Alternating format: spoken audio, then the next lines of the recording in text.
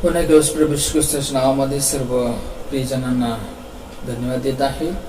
या समयी आपण प्रभू श्री ख्रिस्ताने वधस्तंभावरती उद्गारलेला जो दुसरा शब्द आहे त्याकडे आपण आपलं लक्ष केंद्रित करूया.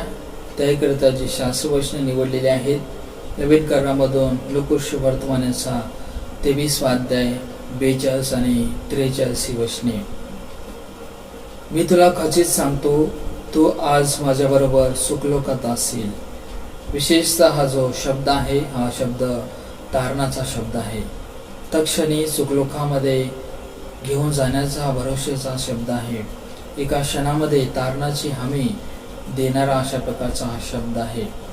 आणि विशेषतः आपल्या एका बाजूला वधस्तंभावरती असलेल्या एका अपराधाला प्रभू श्री ख्रिस्त या ठिकाणी म्हणत आहे की मी तुला खचित सांगतो की तू आज माझ्याबरोबर सुखलोकात असेल. ख्रिस्त एका अपराधाला हे अभिवचन देत आहे, प्रॉमिस देत आहे. त्याला निश्चित अर्थाने सांगत आहे की तू आज माझ्याबरोबर सुखलोकात असेल. याचा संदर्भ आपण लूका वर्तमानाचा 23 अध्याय 42 आणि 43 या वचनामध्ये आपण पाहतो. येथे दोन कल्पना आहेत आपणास पाहाव्यास मिळतात. ख्रिस्ताच्या शेजारी क्रूसावरती जे टांगलेले दरोडेखोर आहेत, त्या दरोडेखोरामधील, त्या चोरामधील, अपराध्यामधील सर्व त्यांच्या आजूबाजूला असलेले जे रोमी सैनिक आहेत, यहुदी जे धर्मगुरू आहेत, शास्त्री आणि परुषी आहेत, ते येशूला म्हणत आहेत, हे येशू, तुम्ही जेव्हा आपल्या राजाध्यक्षाने याल तेव्हा तुम्ही माझी आठवण करा. हा एक चोर प्रभू श्री ख्रिस्ताला विनंती करत आहे. आणि दुसरी जी कल्पना आहे की ख्रिस्ताचा एका चोर अपराध्याला सुखलोकात जाण्याचा जो भरोसा आहे तो देत आहे. परंतु हा अपराधी प्रभू श्री ख्रिस्ताला माझी आठवण कर अशा प्रकारे विनंती प्रार्थना करण्याबद्दल किंवा प्रभू श्री ख्रिस्त त्याला एका अपराध्याला भरोसा अभिवचन देण्याबद्दल अनेक घडामोडी, अनेक घटना या ठिकाणी घडलेल्या आहेत. तेथेच क्रूसाखाली बरेच लोक उपस्थित होते. तेथे प्रभू श्री ख्रिस्ताला सुद्धा अनेक लोक अशा प्रकारे म्हणत असलेला आपण पाहतो की तू जे मंदिर मोडून 3 दिवसामध्ये उभा करणारा, तू जर देवाचा पुत्र आहेस मग क्रूसावरून खाली ये. अशा प्रकारचे अपमानास्पद शब्द, लज्जास्पद अशा प्रकारचे शब्द, विटंबना, अवहेलना, त्याची सर्व निंदा नालस्ती करणारे शब्द त्या ठिकाणी लोक उद्गारत होते, बोलत होते. परंतु अशाही परिस्थितीमध्ये हा जो चोर आहे प्रभू श्री ख्रिस्ताला प्रार्थना करत आहे. खऱ्या अर्थाने तो प्रभू श्री ख्रिस्ताला यहुद्यांचा राजा म्हणून तो ओळखलेला आहे. प्रभू श्री ख्रिस्ताच्या डोक्यावरती, मस्तकावरती जी पाठी लावलेली होती की हा यहुद्यांचा राजा आहे, खऱ्या अर्थाने तो त्या गोष्टीवरती विश्वास ठेवलेला होता. आणि तेही मरणाच्या, मृत्यूच्या समयामध्ये, शेवटच्या समयामध्ये असताना त्याने प्रभू श्री ख्रिस्तावरती विश्वास ठेवलेला होता. लोक काय बोलत आहेत, काय विश्वास ठेवत आहेत, कशा प्रकारची वागणूक आचरण करत आहेत, याचा त्याच्या जीवनावरती कसल्याही प्रकारचा परिणाम झालेला नाही. तो प्रभू श्री ख्रिस्तापासून विश्वास ठेवण्यापासून तो दुरावलेला नाही. तो पापामध्येच राहिलेला नाही, तर त्याने पापाची क्षमा प्राप्त करून घेतलेला आहे. सुखलोकाचं जीवन त्याने मिळवून घेतलेलं आहे. आणि म्हणूनच शास्त्री, मुख्य याजक व वडील मंडळानेही जे म्हणलेलं होतं मत्ती वर्तमानाचा 27 अध्याय 39 ते 42 वचनामध्ये आपण पाहतो की येशू, तू वधस्तंभावरून खाली ये म्हणजे आम्ही तुझ्यावरती विश्वास ठेवू. पहिला चोर देखील म्हणत होता की तू स्वतःला वाचव आणि आम्हाला देखील वाचव. तो चोर प्रभू श्री ख्रिस्ताला आव्हान करत होता. प्रभू श्री ख्रिस्ताला तो स्वतःच्या वैयक्तिक दैहिक जीवनाच्या सुटकेकरिता दयायाचना करत होता. आणि अशाच प्रकारे शास्त्री, परुषी, अधिकारी प्रभू श्री ख्रिस्ताला म्हणत होते की तू काय कर, वधस्तंभावरून खाली ये म्हणजे आम्ही काय करणार, तुझ्यावरती विश्वास ठेवणार. ज्या प्रभू श्री ख्रिस्ताने आपल्या उभय आयुष्यामध्ये, जीवनामध्ये अनेक चमत्कार केलेले होते, अनेक महत्कृत्य केलेले होते, अनेक आजार बरे केलेले होते, मेलेल्यांना उठवलेले होते, ते लोक तितके चिन्ह चमत्कार पाहून देखील प्रभू येशू ख्रिस्ताला ओळखलेले नव्हते, प्रभू येशू ख्रिस्ताला समजलेले नव्हते, जाणलेले नव्हते. आणि या ठिकाणी प्रभू येशू ख्रिस्ताची ते काय करत आहेत? निंदा नाजस्ती करत आहेत. तरीही हा चोर त्या सर्व लोकांकडे ऐकून त्याप्रमाणे तो आपल्या मुखामधून तशा प्रकारचे शब्द तो काढत नाही, तशा प्रकारचे शब्द तो बोलत नाही. तर प्रभू येशू ख्रिस्तावरती तो विश्वास ठेवत आहे. शास्त्री भलेही, याजक भलेही, जमावती लोक येशूची थट्टा करत आहेत किंवा डोके हलवून देवपुत्राची अवहेलना करत आहेत, परंतु हा त्या तशा प्रकारच्या अवहेलनामध्ये, तशा प्रकारच्या थट्टेमध्ये, तशा प्रकारच्या मोजेमध्ये स्वतः तो सहभागी झालेला नाही. तर तो प्रभू येशू ख्रिस्तावरती विश्वास ठेवत आहे, प्रभू येशू ख्रिस्ताला तारणारा उद्धारक म्हणून पत्कार करत आहे. आणि विशेषतः त्यांच्या बोलण्यातून जी निंदा किंवा अपमान वाहत होता, येशूने त्यांना काही जे उत्तर दिले नाही हे तो डोळ्याने पाहत आहे, कानाने तो ऐकत आहे. खरोखर प्रभू येशू ख्रिस्त हा महान अशा प्रकारचा देव तो होता. अपराधी अशा प्रकारच्या स्वरूपामधून तो वागणूक न देणारा अशा प्रकारचा शब्द होता. अपशब्दामधून त्यांच्याकरता अपशब्द न बोलणारा अशा प्रकारचा तो देव होता. आणि म्हणून प्रभू येशू ख्रिस्त कसल्याच प्रकारचं वाईटाबद्दल वाईट कृत्य करत नाही, वाईटाबद्दल वाईट शब्द बोलत नाही. हे सर्व गोष्टी तो चोर पाहत होता. परंतु या अपराध्यामध्ये तशा प्रकारची गोष्ट नव्हती. जे लोक किंवा याजक, अधिकारी, शिपाई, रोमी सैनिक जे करत होते, तशा प्रकारचं दुर्गुण, तशा प्रकारचं पाप, अवहेलनाचं, डोके हलवण्याचं जे गोष्टी आहेत या चोराच्या जीवनामध्ये नव्हत्या. परंतु तो पूर्णपणे फुटलेला होता, हृदयामधून परिवर्तित झालेला होता, पश्चाताप झालेला होता. त्याचे हृदय जे आहे ते भग्न झालेले होते, अनुतप्त झालेले होते. आणि म्हणूनच त्याला सुखलोकाचा जो अभिवचन या ठिकाणी आपण मिळालेला पाहतो. तेथे उभ्या असलेल्या रोमी शिपाई येशूची अवहेलना करीत आम पाजला. ते म्हणाले, जर तू यहुद्यांचा राजा असलास तर स्वतःला वाचव. लोकशु वर्तमानाचा 23 अध्याय आणि 37 वचनामध्ये आपण पाहतो. पहिल्या एका चोराने, अपराध्याने म्हटलेलं आहे की तू ख्रिस्त आहेस ना, तर स्वतःला व आम्हाला वाचव. लोकशु वर्तमानाचा 23 अध्याय आणि 39 वचन.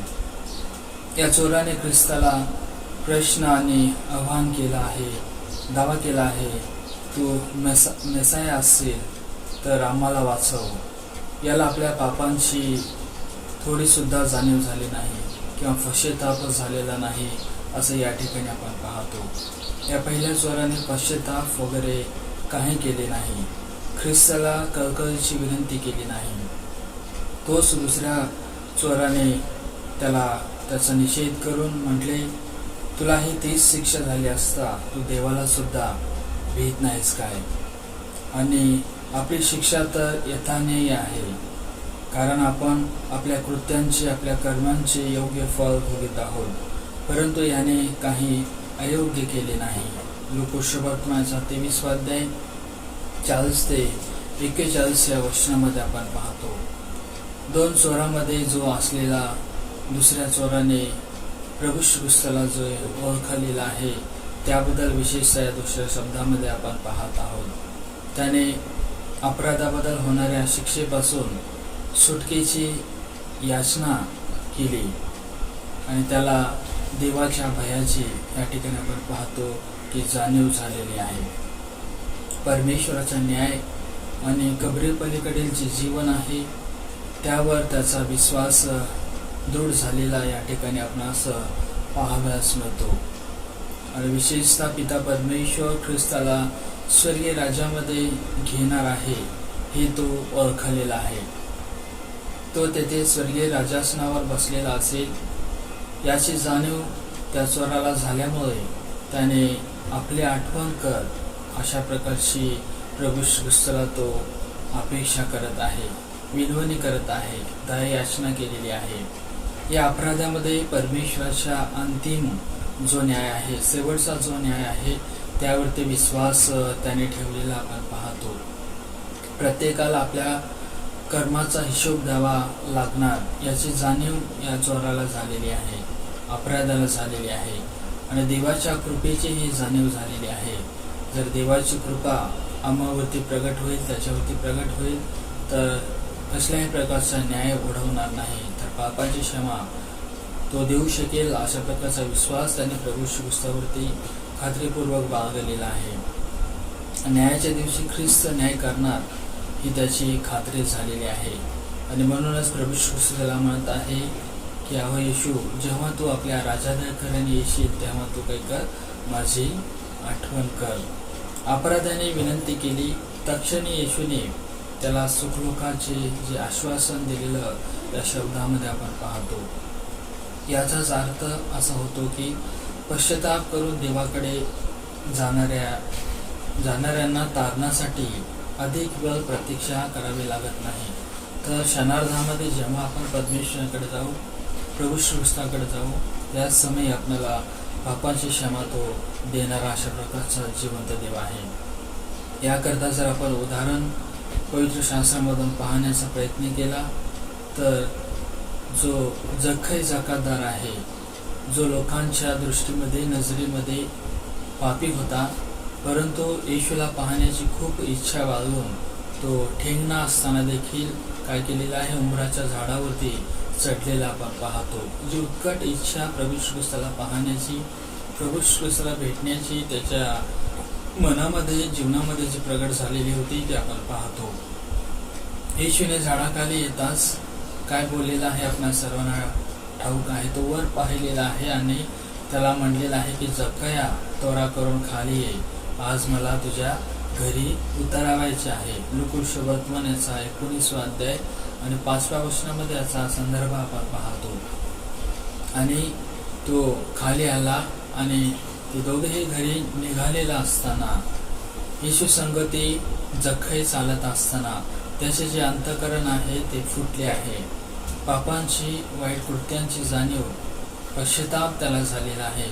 आणि तो येशूला लगेचच म्हणाला आहे, प्रभूजी पहा, मी आपले अर्धे द्रव्य दरिद्रांस देतो आणि मी अन्यायाने कोणाचे काही घेतले तर ते चौपट परत वापस करीतो. लूका वर्तमानाचा 19 अध्याय आणि 8व्या वचनामध्ये आपण पाहतो. या ठिकाणी आपण पाहतो की ख्रिस्ताने या ठिकाणी त्याला त्याच्या सर्व जीवनाला ओळखलेला आहे. खरोखर याला पश्चाताप झालेला आहे, याच्या अंतःकरणाचा पालट झालेला आहे, याला नवीन जीवनाची सुरुवात पुन्हा करायची आहे. येशूने हे ओळखून त्यास म्हटलेलं आहे की आज या घराला तारण प्राप्त झाले आहे. मनुष्याचा पुत्र हरवलेले शोधावयास व तारावयास आलेला आहे. लूका वर्तमान याचा 19 अध्याय आणि 10व्या वचनामध्ये पाहतो.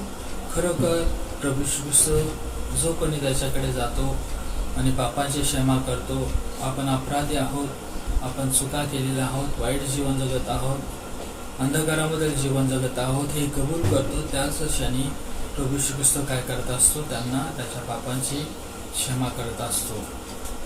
जे लोक आपली पापे पदरी घेऊन देवाकडे जात असतात, क्षमा मागत असतात, त्यांना परमेश्वर क्षमा करत असतो. कारण परमेश्वर हा कसा आहे, क्षमाशील देव आहे. परमेश्वराने पाप क्षमेबद्दल दिलेले जे अभिवचन आहे, यशायाचा 57 अध्याय 15 ते 16 वचनामध्ये आपण पाहतो. संदेशाच्या ग्रंथामध्ये अशा प्रकारे लिहिलेलं आपणास वाचावयास मिळतं, मी त्यांची चालचलणूक पाहिलेली आहे, चालचलन पाहिलेले आहे, मी त्यांना सुधारेन. यशायाचा 57 अध्याय 18 ते 19 वचनामध्ये आपण नंतर वेळ मिळेल तेव्हा हे शास्त्रवचने आपण पाहून यावरती आत्मचिंतन आपण करावे. विशेषतः येशू ख्रिस्तामध्ये तात्काळ तारण आहे, या शब्दामधून, या उद्गारामधून आपण पाहिलेलं आहे. तर आपणही त्याचा स्वीकार करू आणि आताच तारण पाहू. आजच तो दिवस आहे, तारणाचा दिवस आहे. ख्रिस्ताबरोबर त्याच्या राज्यात किंवा सुखलोकात जाण्याचा हा दिवस आहे. प्रभू परमेश्वर ख्रिस्ता करवे, ख्रिस्ताद्वारे, ख्रिस्तामध्ये आम्हास पापक्षमा प्राप्त करून घेण्याकरिता, पापक्षमा देऊन सार्वकालिक शांतीने भरून काढण्याकरिता तो आपल्याला मदत करू. आमेन. या समय प्रभू श्री ख्रिस्ताने वधस्तंभावरील उद्गारलेला जो तिसरा शब्द आहे, जो ममतेचा शब्द आहे, त्याकरता जो शास्त्र पाठ आपण निवडलेला आहे, नवीन करारामधून योहान वर्तमानाचा 19वा अध्याय 25 ते 26 वचने आपणाकरता वाचन करत आहे. येशूच्या वधस्तंभाजवळ त्याची आई, त्याची मावशी, क्लोपाची पत्नी मरिया आणि मरिया मगदालिया ह्या उभ्या होत्या. मग येशूने आपल्या आईला व ज्या शिष्यावर त्याची प्रीती होती त्याला जवळ उभे राहिलेले पाहून आईला म्हटले, बाई, पहा, हा तुझा मुलगा. मग त्याने त्या शिष्याला म्हटले, पहा, ही तुझी आई. आणि त्यावेळेपासून त्या शिष्याने तिला आपल्या घरी ठेवून घेतले. वचनाकडे जाण्यापूर्वी आपण प्रार्थना करूया. पवित्र जीवन साराधीस्व परमेश्वर, राजांच्या राजा, प्रभूंच्या प्रभू, सहस्र विश्वासणाऱ्यांच्या पित्या, पुन्हा केवळ साच्या या पवित्र उत्तम शुक्रवारच्या दिवशी तुझ्या पुत्राने वधस्तंभावर तुझे महायज्ञ बलिदान दिलेलं आहे आणि आमच्या बापाकरिता जे दुःख सहन केलेलं आहे, येथपर्यंत परमेश्वर 2 शब्द यावरती चिंतन मनन करत असताना पवित्र आत्म्या सामर्थ्याने आम्हाला तू मार्गदर्शन केलेलं आहेस. तिसऱ्या ममतेच्या शब्दाकडे आम्ही वाटचाल करत असताना एकाग्र अशा प्रकारचं मन तू दे. तुझे स्वर्गीय परमेश्वर गुप्त हेतू आणि उद्देश आमच्याकरता जे आहेत, कौटुंबिक जीवनाकरता जे आहेत, ते समजून घेण्याचं सामंजस्यपणा तो आम्हाला प्रदान कर. ही विनंती प्रेमळ प्रभूच्या नावामध्ये तुझकडे सादर केली म्हणून तू आहे. आमेन. विशेषतः प्रभू श्री ख्रिस्ताने जे उद्गारलेले वधस्तंभावरील 7 शब्द आहेत ते आपणाला 4ही शुभवर्तमानामध्ये वेगवेगळ्या ठिकाणी पाहाव्यास मिळतात. पहिला जो शब्द प्रभू श्री ख्रिस्ताने उद्गारलेला होता तो सर्व जगाकरिता होता, आणि दुसरा जो शब्द आहे एका व्यक्तीकरिता, त्याचा तारण देण्याकरिता, आणि तिसरा जो शब्द आहे तो आपल्या कुटुंबियाकरिता, आपल्या मातेकरिता त्याने वधस्तंभावरून उद्गारलेला आपण पाहतो.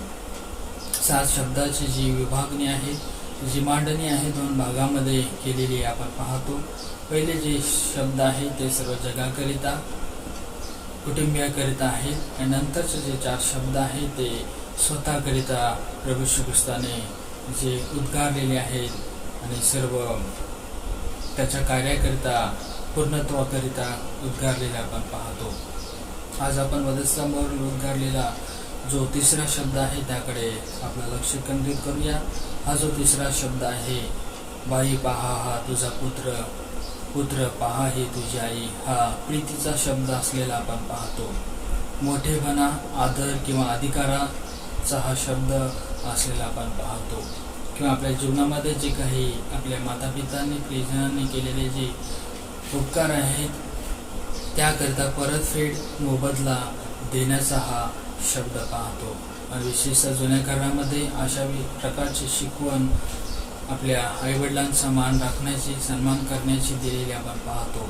मोशेच्याद्वारे जे पंचग्रंथ आहे त्यामध्ये निर्गम याचा 20वा अध्याय आणि 12व्या वचनामध्ये याचा संदर्भ आपण पाहतो. अनुवादाच्या पुस्तकामध्ये 5वा अध्याय आणि 16व्या वचनामध्ये याचा संदर्भ आपण पाहतो. एफिसकरसपत्र याचा 6वा अध्याय आणि 2 आणि 3 वचनामध्ये देखील पाहतो की तू आपला बाप आणि आई यांचा तो काय कर, मान राख. खरोखर या वधस्तंभावरील शेवटच्या समयामध्ये देखील प्रभू ख्रिस्त जे कौटुंबिक कर्तव्य आहे, कौटुंबिक जी जबाबदारी आहे ते पूर्ण करत असलेलं या ठिकाणी आपणास आढळून येत आहे.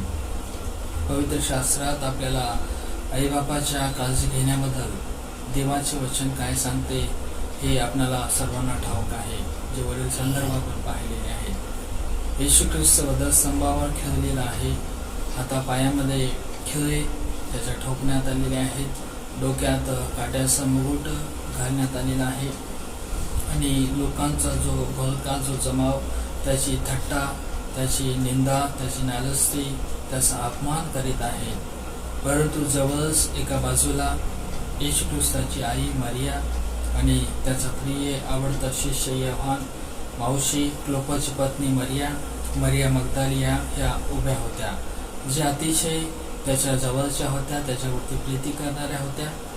त्यांना पाहून येशू म्हणत आहे की बाई, पहा, हा तुझा पुत्र, आणि यव्हानाकडे तो पाहून, आपल्या प्रिय शिष्याकडे पाहून तो म्हणत आहे की पहा, ही तुझी आई. येशूचे आपल्या आईवर फार प्रेम होते, हे आपल्याला त्याच्या जीवनामधून, त्याच्या सर्व कार्यामधून आपणास पाहावयास मिळतं.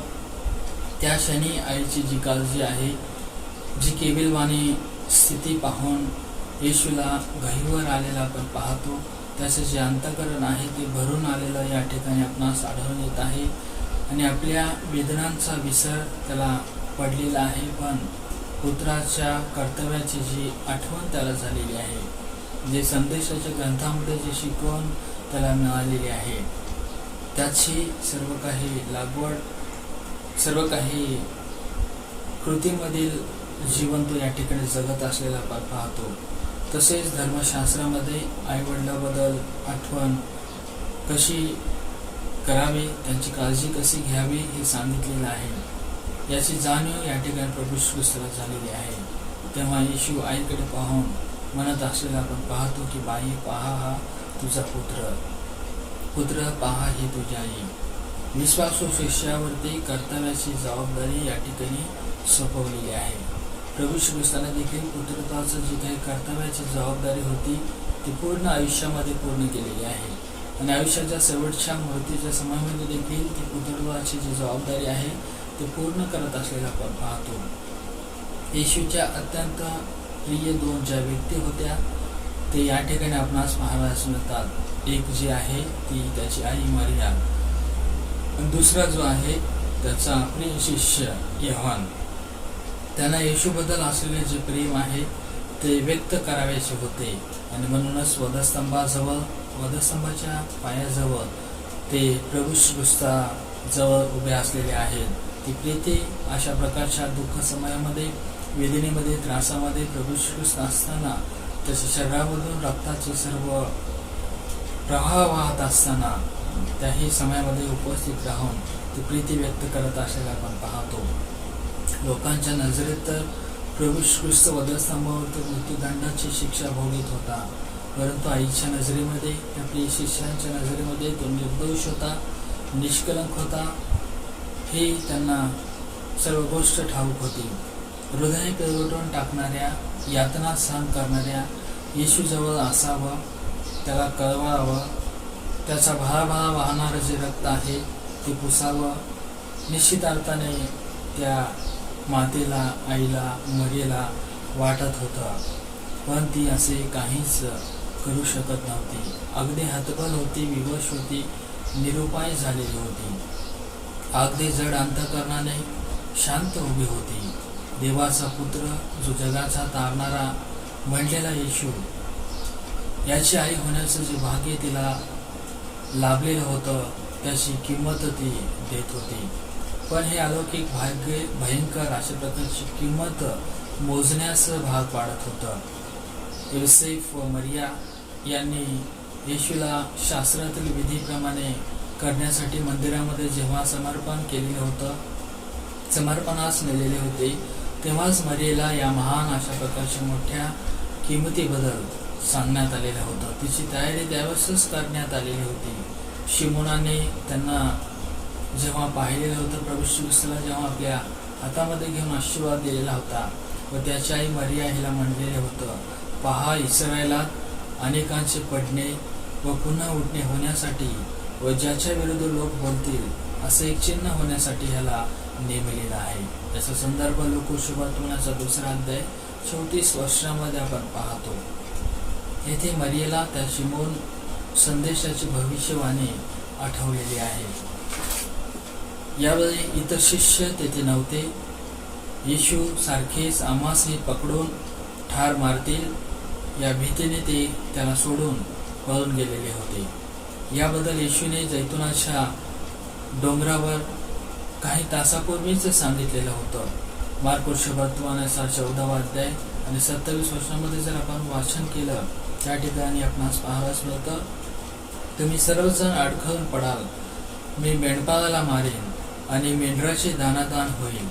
परंतु त्याचे जे जवळचे प्रिय शिष्य आहेत, योहान, त्याची माता मरिया, हे कसल्याही बाबतीमध्ये अडखळून पडलेले नाहीत. त्याच्यावरती प्रीती करण्यापासून ते दुरावलेले नाही, तर त्याच्या दुःखामध्ये त्याच्या जवळ उभे आहेत. जीवनच नकोसं वाटावं अशा क्षणी येशूचा जो मावस भाऊ होता, क्रूसाजवळ जाऊन ख्रिस्तावर जी त्याची प्रीती आहे, असलेला जो ख्रिस्ताकरिता आदरभाव आहे, जे प्रेम आहे, त्याच्याबद्दल असलेली जी निष्ठा आहे ती प्रगट करत आहे. तेव्हाच येशू त्या योहानाकडे आणि मरियेकडे पाहून तो म्हणत आहे की बाई, पहा हा तुझा पुत्र, पहा ही तुझी आई. आणि तत्क्षणी त्याच वेळापासून योहानाने तिला आई म्हणून जी जबाबदारी आहे ती पूर्ण केलेली योहान वर्तमानाचा 19 अध्याय आणि 25 वचनामध्ये आपण पाहतो. येशू कुमारी मरियेच्या उदरी पवित्र आत्म्याच्या द्वारे जन्मला होता, याचं आपणा सर्वांना कल्पना आहे, सर्वांना अभ्यास आहे. लूका वर्तमानाचा 1 अध्याय आणि 15 वचनामध्ये पाहतो. आणि मंदिरात येशू धर्मगुरू संगती असताना भाषण करीत असता कोणा एकाने त्याला निरोप दिलेला होता की तुझी आई आणि तुझा भाऊ बाहेर तुला शोधत आहे. त्यावेळेस प्रभू श्री ख्रिस्ताने त्यांना उत्तर दिलेलं होतं की कोण माझी आई आणि कोण माझे भाऊ. जे देवाच्या इच्छेप्रमाणे चालतात तेच माझे भाऊ, बहीण आणि आई आहेत. मत्तेकोश वर्तमानाचा 12 अध्याय 48 ते 50 वर्षामध्ये आपण पाहतो. त्याचप्रमाणे मार्कोस वर्तमानाचा 3 अध्याय 31 ते 35 वर्षामध्ये पाहतो व लूका वर्तमानाचा 8 अध्याय 19 आणि 21 वर्षामध्ये, योहान वर्तमानाचा 19 अध्याय 27 वर्षामध्ये याचा संदर्भ आपणास पाहावास मिळतो. येशूची अशी शिकवण होती की मनुष्याने देवावर पूर्ण मनाने, पूर्ण अंतःकरणाने प्रीती करावी. मत्तेकोश वर्तमानाचा 22 अध्याय आणि 37 वचन, लूका वर्तमानाचा 10 अध्याय आणि 27 वचन. येशूला मात्र मरियेची मानवी आई हे नातेसंबंध या ठिकाणी रद्द करावायचे नव्हते, तर जबाबदारी पूर्ण करावायचे होते. आणि ते करीत असलेला या ठिकाणी आपणास पाहावयास मिळत आहे. कारण येशू कधीच आपल्या जीवनामध्ये स्वार्थ पाहत नव्हता. नेहमी इतरांच्या गरजा त्याने आपल्या जीवनामध्ये भागवलेल्या आहेत. दुसऱ्यासाठी रदबदली त्याने केलेली आहे. लूकाचा 23 अध्याय आणि 34 वचनामध्ये आपण पाहतो की हे बाप्पा, त्यांना क्षमा कर, कारण हे काय करतात हे त्यांना समजत नाही. प्रभू श्री ख्रिस्ताने सदैव इतरांकरिता त्यांनी रदबदली केलेली आहे आणि त्याने आईबद्दल जे प्रेम आहे ते या ठिकाणी व्यक्त केलेलं आपण पाहतो. आईसाठी त्याने भविष्य काळासाठी तरतूद केलेली आपण या ठिकाणी पाहतो. आई म्हणून जन्म दिल्याच्या उपकाराची फेड करत असलेले या ठिकाणी आपण पाहतो. आणि म्हणूनच जे माझं वचन ऐकतात आणि त्याप्रमाणे चालतात, जरीही तो पवित्र आत्म्याच्या द्वारे जन्म घेतलेला होता, त्यासोबतच दैहिकरित्या त्याची जी आई मरिया होती त्याबद्दल तो आदर व्यक्त करत होता. आणि म्हणूनच आपण येथे येशू ख्रिस्त व योहानाच्या आज्ञाधारकपणाबद्दल या ठिकाणी काय शिकलेलं आहोत हे आपण पाहिलेलं आहे की आपल्या आईबापांचा आदर करावा, त्यांची सर्व उपकारांची फेड आपण करावी, त्यांच्यासाठी आपण तरतूद करावी, त्यांच्यावरील जे आपलं प्रेम आहे ते कृतीमधून आपण व्यक्त करावं. आमच्या जीवात जीव असेपर्यंत आणि नंतरही सुद्धा आपल्या आईवडिलांचा आदर करून त्यांच्या उपजीविकेची व्यवस्था आपण करतो का? प्रार्थना करूया. पवित्र पवित्र पवित्र जीवन सारथी परमेश्वरा, राजांच्या राजा, प्रभूंच्या प्रभू, सहस्र विश्वासणाऱ्यांच्या पित्या, तुझ्या नावाला मान, महिमा, गौरव आता आणि सदा सर्वकापर्यंत असो. विशेषतः वधस्तंभावरून उद्गारलेल्या अतिशय शब्दामधून आम्हासी तू बोध केलेला आहेस, याबद्दल विशेष प्रकार तुझ्या नावाबद्दल आम्ही धन्यवाद देत आहोत. इथून पुढे देखील जे वधस्तंभावरील आणखीन 4 शब्द आहेत त्यावरती चिंतन मनन करत असताना पवित्र आत्म्या सामर्थ्याने आम्हास तू चालव, मार्गदर्शन कर. मान महिमा गौरव तुलाच दे. विनंती प्रभू श्री ख्रिस्ताच्या नावामध्ये तुझकडे सादर केले हे म्हणतो आहे. स्तंभावरील उद्गारलेला जो 4था शब्द आहे त्याकडे आपला या समयी आपलं लक्ष केंद्रित करूया. प्रभू श्री ख्रिस्ताचा वधस्तंभावरील 4था जो शब्द आहे मत्तेकोश वर्तमान याचा 27वा अध्याय आणि 46 वर्षामध्ये आपण पाहतो. मत्ती कृषीवर्तमानाचा 27वा अध्याय आणि 46 वर्षामध्ये याचा संदर्भ आपण असं पाहाव्यास मिळतो. मत्ती 27 आणि 46 वर्ष.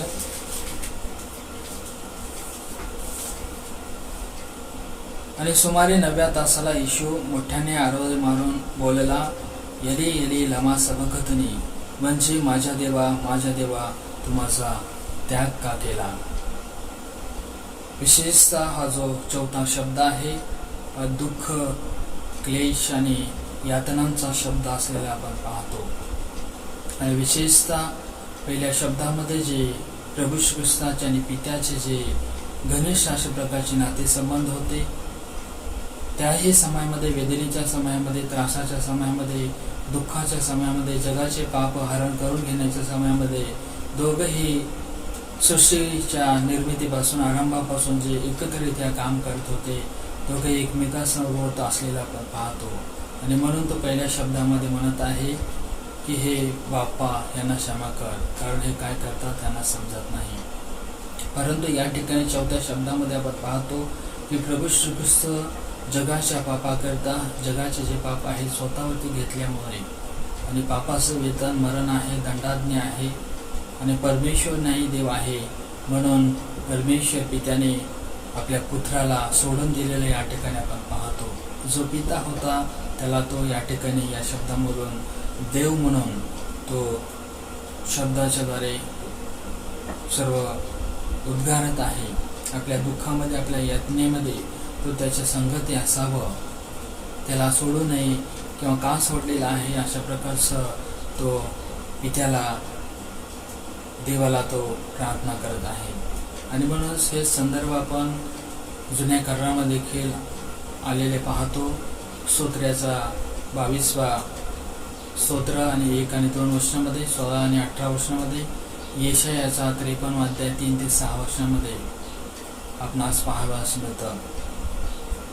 विशेषतः आपण पाहतो की देवपुत्र जो येशू ख्रिस्त आहे, मानवी उद्धाराची जी देवाची सर्वोच्च इच्छा पूर्ण करण्यासाठी त्याला जगामध्ये 2021 वर्षापूर्वी यावे लागलेलं होतं. आणि मानवी तारणासाठी ती एक महान अशा प्रकारची देणगी किंवा गिफ्ट परमेश्वरद्वारे आपल्या पुत्राला जगताकरिता देऊन दिलेली होती. त्याच्या निर्दोष रक्ताद्वारे मानवाचे पाप नाहीसे करून मनुष्य मात्रास न्याय देण्याची जी योजना पित्याची होती, ती या त्याच्या जगतामध्ये येण्याच्या द्वारे पूर्णत्वास जात असलेले आपण पाहतो. तो वधस्तंभावर असताना देवाने त्याला एकटे सोडलेला आहे. तेव्हा पृथ्वीवरती 3 तास अंधकार पडलेला या ठिकाणी आपणास पाहाव्यास मिळत आहे. आणि तो एकटा पडला आणि मानवी पापांचा जो भार आहे, अत्यंत यातनादायी, शारीरिक सहनशक्तीच्या पलीकडे जो त्याचा वाढलेला सर्व त्रास आहे, म्हणून प्रभू श्री ख्रिस्त या ठिकाणी म्हणालेला आहे की माझ्या देवा तू माझा त्याग का केलास, मला का विसरलास, मजकडून आपले तोंड तू का फिरवलास. पृथ्वीवरून एका मानवाने थेट स्वर्गातील पवित्र ईश्वराशी, परमेश्वराशी केलेला संवाद, वार्तालाप या ठिकाणी आपणास पाहाव्यास मिळतो. पहिल्या 3 शब्दाच्या वेळी येशू आणि ज्यांना तो बोलला ते एकमेकांना प्रत्यक्ष पाहू शकत होते. नंतर अंधाराने पृथ्वीवरील 3 तास झाकळून टाकले होते. या 3 तासात येशूच्या शारीरिक यातना इतक्या वाढल्या होत्या की त्याला मृत्यू लवकरच होणार होते. काही समयामध्ये तो मृत्यू पावणार होता. त्याचं मानवी जीवनाचं जे कार्य, जो उद्देश होता, जो हेतू होता, तो पूर्ण करणार होता. जो पिता परमेश्वर सदैव पुत्रासोबत होता, अनेक जे कृत्ये, अनेक जे चमत्कार, अनेक जे चिन्ह प्रभू श्री ख्रिस्ताने केलेले आहेत, त्या सर्व कार्यामध्ये प्रभू श्री ख्रिस्तासोबत त्याचा पिता परमेश्वर होता. त्याचा सर्व प्रसंगात सहाय्य करत होता. ज्या कोणत्या प्रसंगामध्ये प्रभू श्री ख्रिस्ताला आपल्या पित्याची, आपल्या देवाची गरज होती त्या सर्व गोष्टीमध्ये पिता परमेश्वर त्याला सहाय्य करत होता. आता तेथे तो ख्रिस्तासोबत नव्हता. अशा प्रकारे या शब्दामधून, या चौथ्या उद्गारामधून आपणास पाहावयास मिळतं. त्याला तो सोडून दिलेला होता, त्याच्यापासून आपला तोंड तो दूर केलेला होता. नीतिमान व्यक्तीने दुःख का सोसावे हा प्रश्न अनेक वेळेस आपल्याला भेडसावत असतो, पडत असतो. पापामुळेच तो हे शोषित नव्हता का? खरोखर पापामुळेच, जगाच्या पापामुळेच हे सर्व काही दुःख, या सर्व काही यातना, या सर्व काही वेदना प्रभू श्री ख्रिस्त शोषित होता. आम्ही मानव प्राणी पापी आहोत हे आपण मान्य करतो आणि निश्चित अर्थाने आपण आजच्या या उदस्तंभावरील 7 उद्गारावरती चिंतन मनन करत असताना प्रभू श्री ख्रिस्ताच्या अलौकिक अशा प्रकारच्या समर्पणाकडे, यज्ञाकडे लक्ष केंद्रित करत असताना आम्ही सर्व मानव जे आहोत सर्वजण पापी होतो, बहकून गेलेलो होतो. म्हणूनच या पापी मानवाला उद्धार देण्याकरिता, तारण देण्याकरिता, मुक्ती देण्याकरिता प्रभू श्री ख्रिस्त या जगतामध्ये आलेला होता. तरी आपण दुःखद प्रसंगी म्हणतो की देवाने मला हा दुःखदायक प्रसंग का दिला. आपण सर्व मानव पापी आहोत, तरीही आपण मानव पापी असताना, अनेक वेळ संकट आलेला असताना, त्रास आलेला असताना आपण म्हणतो की देवाने हा दुःखद प्रसंग आम्हाला का दिलेला आहे. परंतु प्रभू श्री ख्रिस्त कसल्याच प्रकारचं पाप त्यांनी केलेलं नव्हतं. कसल्याच प्रकारचं त्याच्या जीवनामध्ये अंधकारमय अशा प्रकारची सर्व गोष्ट नव्हती. तरीही त्याला दुःख भोगावं लागत होतं. निरापराध असताना तो मृत्यूमुखी पडला जात होता. आमची तीच लायकी आहे, आमची जी पात्रता आहे, आपण आपल्या पापाचा दंड अनेक वेळेस दुःखाच्या माध्यमातून भोगत असतो. परंतु तरी आम्ही तसा विचार करतो. आपल्या आज्ञापालनाने आम्हास वाटते की मी इतरांपेक्षा धार्मिक असूनही माझवर ही वेळ का यावी, देवाने माझ्यावरती अन्याय केलेला आहे. अशा प्रकारे अनेक वेळेस आपल्याला वाटत असतं. परंतु परमेश्वर कधीही अन्याय करत नसतो. तर तो परीक्षेमधून, सर्व काही संकटामधून, दुःखामधून आपला विश्वास पाहत असतो. त्याचे प्रिय शिष्य आपण असताना त्याच्याकडे आपण सदैव धाव घ्यावी, दाद घ्यावी, अशा प्रकारे तो विश्वास बाळगत असतो. ख्रिस्ताने स्वतःला सर्व प्रकारे स्वर्गीय गौरवापासून रिक्त केलेला या ठिकाणी आपल्याला पाहावयास मिळतं. तो आपल्यासारखा पापी मानवासारखा तो मानव झालेला आहे. आणि म्हणून संत पौल फिलिप्पीकरास पत्र याचा 2 अध्याय 6 ते 7 वर्षामध्ये तो म्हणतो, विशेष प्रकारे तो सांगितलेला आहे. फिलिप्पीकरास पत्र याचा 2 अध्याय 6 ते 7 वर्षामध्ये तो देवाच्या स्वरूपाचा असूनही देवाच्या बरोबरीचे असणे हा लाभ आहे असे त्याने मानले नाही, तर त्याने स्वतःला रिक्त केले, म्हणजे मनुष्याच्या प्रतिरूपाचे होऊन दासाचे स्वरूप धारण केलेले आहे. आणि अशा प्रकारचं दासाचं स्वरूप धारण करून मानवाचा उद्धार करण्याकरिता, मानवाला सार्वकालिक जीवन देण्याकरिता प्रभू श्री ख्रिस्त या जगतामध्ये तो आलेला आहे. येशू ख्रिस्त पाप्यासोबत चाललेला आपण पवित्र शास्त्रामध्ये पाहतो. तो तर पवित्र होता, जिवंत देव होता, त्याच्यासारखा जगतामध्ये कोणीही नव्हता. परंतु पापी मानवाला पवित्रतेमध्ये घेऊन जावं, सार्वकालिक जीवन द्यावं, उद्धार द्यावा म्हणून तो पापी मानवासोबत चाललेला आहे. मत्ती शुभवर्तमानाच्या 11 अध्याय 21 वचनामध्ये पाहतो. आणि प्रभू श्री ख्रिस्त पापी मानवाशी तो बोललेला आहे. लूका शुभवर्तमानाच्या 7 अध्याय 34 वचनामध्ये पाहतो.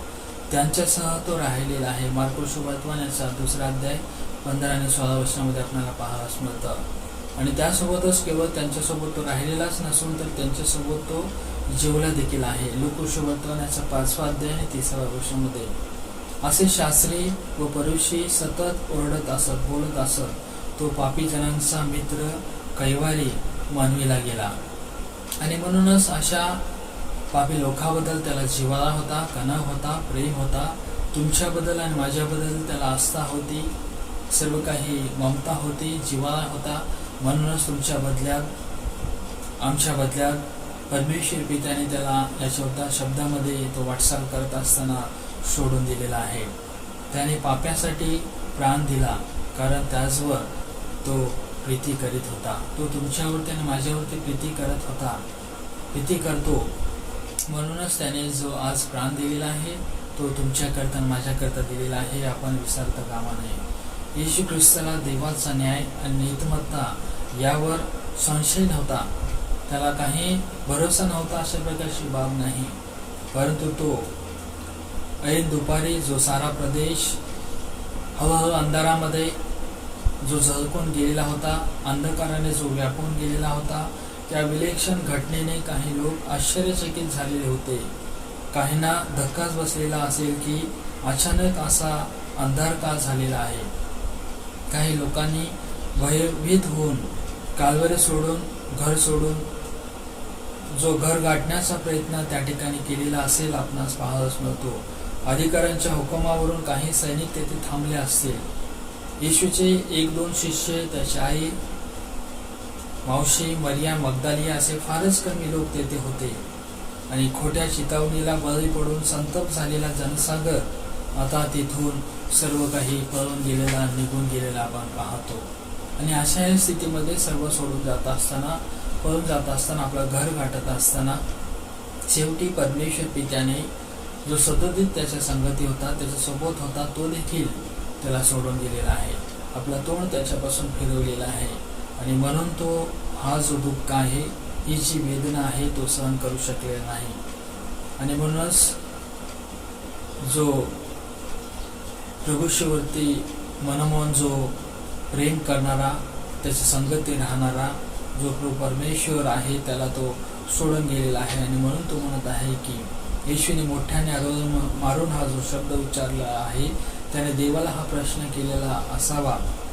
त्याचा उद्देश एकच होता, पापी मानवाला जाणीव व्हावी की पापाचा दंड काय आहे, पापाची किंमत काय द्यावी लागते, हे सर्व जगाला जाणीव करून द्यावी. जे सर्व जगाचे पाप त्याने स्वतःवरती घेतलेले होते. खरं तर सर्व जगाला परमेश्वर पिता सोडून देणार होता, त्यांच्यापासून तोंड फिरवणार होता. परंतु त्या बदल्यात प्रभू ख्रिस्त त्या ठिकाणी त्या जागी उभा होता. हे लोकांना कळावं. आणि जो कोणी पाप करेल त्याला परमेश्वर जवळ घेणार नाही, हे दाखवून देण्याकरता प्रभू ख्रिस्ताने मोठ्याने आरोळ मारून हा शब्द उच्चारलेला आहे. प्रश्न केलेला आहे की एली एली लमा सबक्तनी, म्हणजे माझ्या देवा तू माझा त्याग का केलास. आम्हाला समजावे की देव येशू ख्रिस्त व वधस्तंभ याचे जे महत्व काय आहे. निष्कलंक देवपुत्राला देवाने एकटे का सोडलेले आहे, असे कदाचित मानवाला हे वाटलेले असेल. त्याचे उत्तर संत पौलाच्या आपल्या शब्दामध्ये, स्वतःच्या शब्दामध्ये तो देत आहे. जगातील लोकांची पातके त्यांच्याकडे न मोजता देव ख्रिस्तामध्ये स्वतःबरोबर जगाचा समेट करीत होता. आणि त्याने आपल्याकडे समेटाचे वचन सोपवून दिलेले होते. ख्रिस्तामध्ये जगाचा समेट करावा, ख्रिस्तामध्ये जगाचा परमेश्वराची पुन्हा भेट करून द्यावा, त्यांची पाप नाहीसे करावे. म्हणून परमेश्वर पित्याने प्रभू ख्रिस्ताला सोडून दिलेला आपण पाहतो. त्यासोबतच आपण पाहतो की प्रभू ख्रिस्त जो आहे तो निष्पाप देव पुत्र होता. पापाचे वेतन स्वतःवरती त्याने घेतलेला होता आणि आम्हास मुक्ती त्या प्रभू ख्रिस्ताने दिलेली आहे. आणि ही भविष्यवाणी ख्रिस्ताद्वारे वधस्तंभावर पूर्ण झालेली आपण पाहतो. पापी ताडले जावेत, तो पापी जनांचा प्रतिनिधी व्हावा. आणि म्हणूनच रोमकरस पत्रामध्ये देखील आपण पाहतो 5वां अध्याय 7 ते 8 वर्षामध्ये सांगितलेलं आहे, नीतिमान मनुष्यासाठी कोणी मरणारा विराला, चांगल्या मनुष्यासाठी मरण्यास कदाचित कोणी धाडस करेल. परंतु देव आपणावरच्या स्वतःच्या प्रीतीचे प्रमाण हे देतो की आपण पापी असतानाच ख्रिस्त आपणासाठी मरण पावलेला आहे. आपण पापी असतानाच ख्रिस्त देवापासून दुरावला गेलेला आहे. ख्रिस्त देवापासून विभक्त झालेला आहे. ख्रिस्त जो त्याचा पिता होता आणि तो जो त्याचा पुत्र होता, यांचे नातेसंबंध जे आहेत काही क्षणाकरता, काही वेळाकरिता पापामुळे ते काय झालेले आहेत, खंडित झालेले आहेत. आणि म्हणूनच या गोष्टींची आपल्याला विसर पडता कामा नये. या गोष्टीकडे आपल्याला अधिक लक्ष देणं गरजेचं आहे. आणि परमेश्वराकडे त्याच्या महान जे यज्ञ आहे, जे बलिदान आहे, त्याकडे आपल्याला लक्ष केंद्रित करणं गरजेचं आहे.